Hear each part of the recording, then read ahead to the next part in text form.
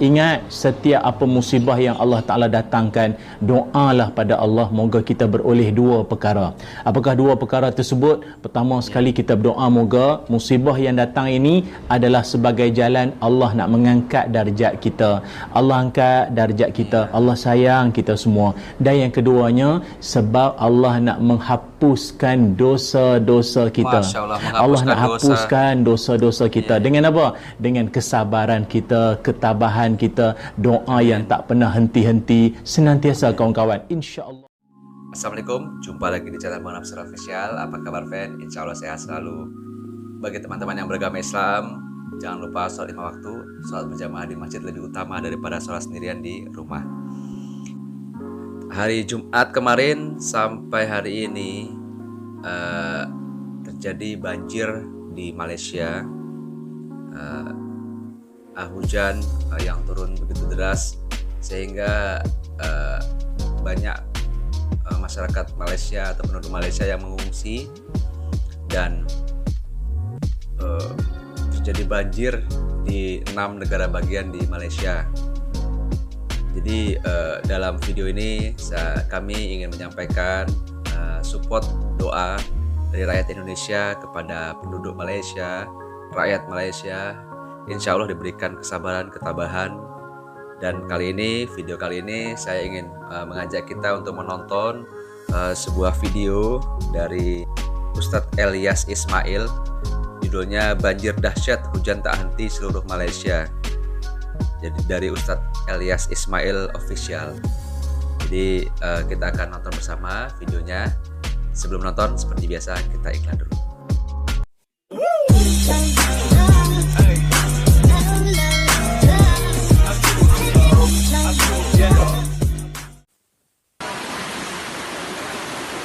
Banjir, tinggi sekali airnya. Masya Allah. Astagfirullah.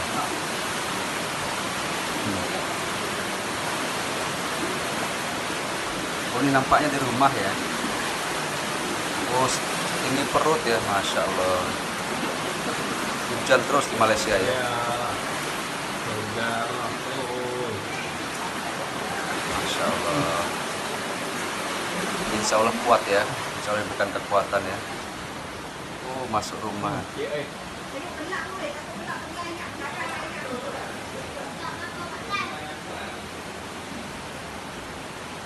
Ini di negara bagian mana ini ya?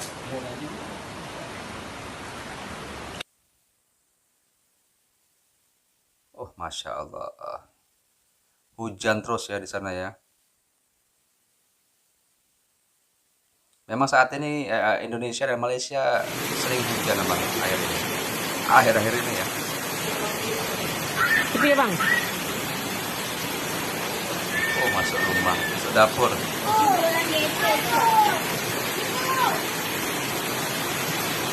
Masya Allah. Balik tengok balik kontainer pun habis hanyut dah. Oh, kontainer hanyut dah. Ini kontainer jalan sendiri ni, tak ada orang ni. Lori pun dah sampai dah dekat pagar tangga buka pintu tu macam nak kata naik pintu tu naik lori. Saya lagi duduk dalam lori, duduk kat luar tadi tengok lipan banyak sangat. Risau juga dengan lipan, saya lagi duduk dalam lori. Iya, semuanya. Itu nak keluar tak boleh. Dampaknya ya.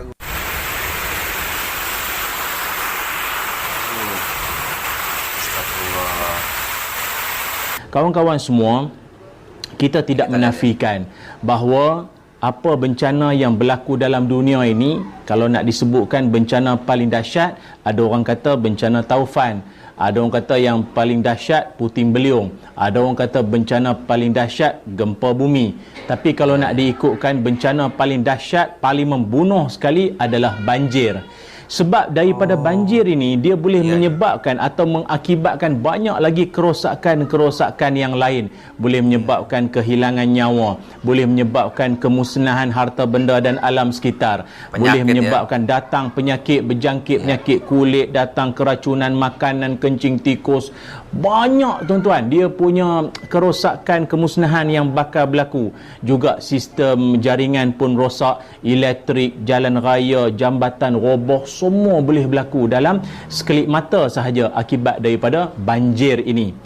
Namun dalam masa yang sama perlu kita ketahui juga, selain banjir ini juga diakibatkan ataupun berpunca daripada setengah di kalangan kita yang mungkin mengabaikan perintah Allah, mungkin ada di kalangan kita yang mengabaikan perintah Allah. Yang keduanya adalah mungkin kerana cara layanan kita terhadap alam, mungkin cara kita menyantuni alam dengan cara yang tidak sepatutnya, menyebabkan semua fenomena atau kejadian ini boleh berlaku.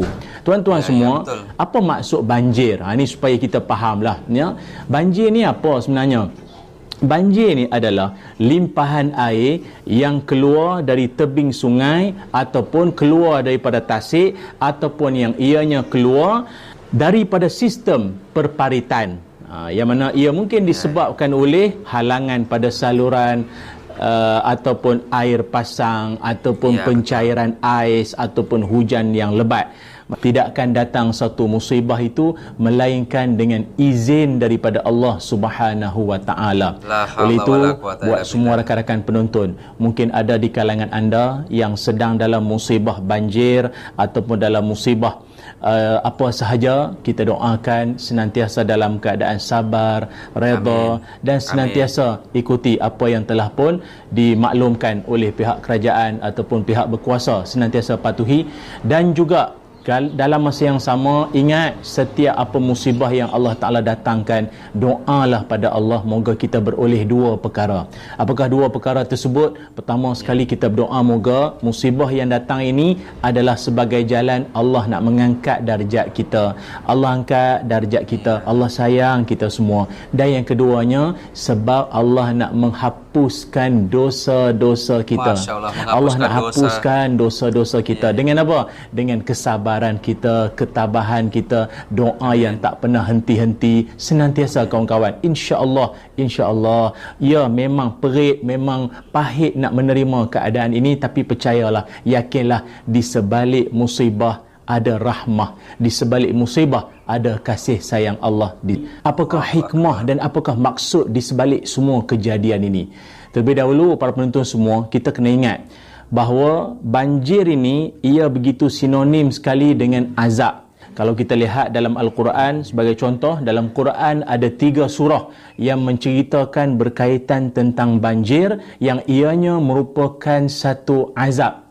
Kalau hujan lain, hujan diertikan dengan rahmat, diturunkan rezeki dan ada surahnya ataupun ada ayatnya. Tapi kalau banjir, banyak disebutkan dalam Quran, 3 surah ini berkait tentang azab, iaitu antaranya dalam surah Hud ayat 32 sampai ayat 49, surah Al-A'raf ayat 65 sampai ayat ke-72, surah Sabah ayat 15 hingga ayat yang ke-16. Yang mana kalau kita tengok peristiwa banjir yang sangat terkenal dalam sejarah, yang memusnahkan, yang menenggelamkan banyak tempat, yang merosakkan banyak benda, iaitu peristiwa banjir besar yang berlaku di zaman Nabi Nuh alaihissalam, yang berlaku di zaman Nabi Nuh alaihissalam. Dan selain daripada peristiwa banjir besar di zaman Nabi Nuh, iaitulah juga berlaku pada zaman kerajaan Sabak yang menyebabkan empangan Ma'rib tu pecah, tuan-tuan. Allah Ta'ala rakamkan di dalam Al-Quran, فَأَعْرَضُوا فَأَرْسَلْنَا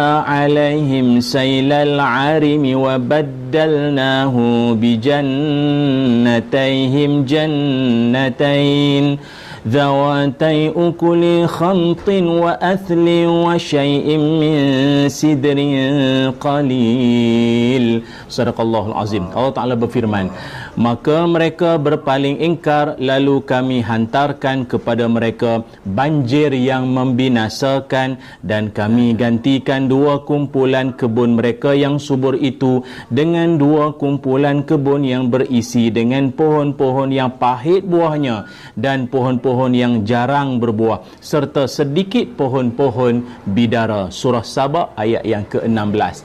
Jadi kalau banjir ini sama ada banjir zaman Nabi Nuh ke, atau banjir di kerajaan ataupun zaman kerajaan Sabak yang menyebabkan empangan Ma'rib itu pecah sampai jadi banjir itu semua adalah berkait tentang azab. Sedangkan tuan-tuan, kalau hujan pula, ia digambarkan sebagai rahmat, kasih sayang ataupun berkat yang Allah Ta'ala turunkan. Dalam Quran Allah Ta'ala berfirman, a'udzubillahi minasyaitonirrajim, ونزلنا من السماء ماء مباركا فأنبتنا به جنات وحب الحصيد. صدق الله العظيم. Allah Ta'ala berfirman, dan juga kami telah menurunkan dari langit air hujan yang banyak faedahnya, yang berkat. Lalu kami tumbuhkan dengan air itu pokok-pokok tanam-tanaman, buah-buahan dan biji-bijian yang dituai. Surah Qaf ayat yang ke-9.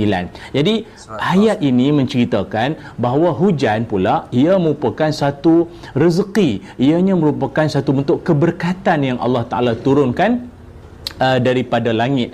Akan tetapi apa yang berlaku ini menyebabkan kita pun tertanya-tanya, adakah banjir, adakah kejadian ini semua disebabkan oleh azab semata-mata, ataupun ada berlakunya salah laku di kalangan kita manusia ni, diakibatkan oleh tangan-tangan manusia sendiri. Begini. Ya, itu tadi yang disampaikan oleh Ustadz Elias Ismail, Ustadz asal Malaysia, yang berhubungan dengan banjir, musibah banjir, dan video ini merupakan salah satu bentuk support kami dan doa kami dari Indonesia, rakyat Indonesia kepada rakyat Malaysia atas musibah yang terjadi di Malaysia. Dan insya Allah segera diberikan keselamatan, ya, semakin pulih, semakin membaik, dan bisa sehat dan menjadi lebih baik lagi. Ya, oke, mungkin itu aja video dari kami. Insya Allah bermanfaat. Salam sehat selalu.